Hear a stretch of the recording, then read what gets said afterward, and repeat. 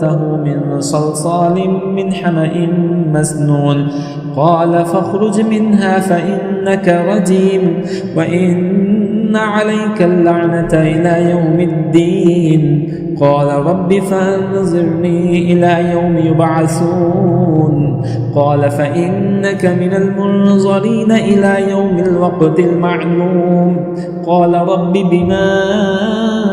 أغويتني لأزينن لهم في الأرض ولأغوينهم أجمعين إلا عبادك منهم المخلصين قال هذا صراط علي مستقيم إن عبادي ليس لك عليهم سلطان إلا من اتبعك من الغاوين وإن جهنم لموعدهم أجمعين لها 7 أبواب لكل باب منهم جزء مقسوم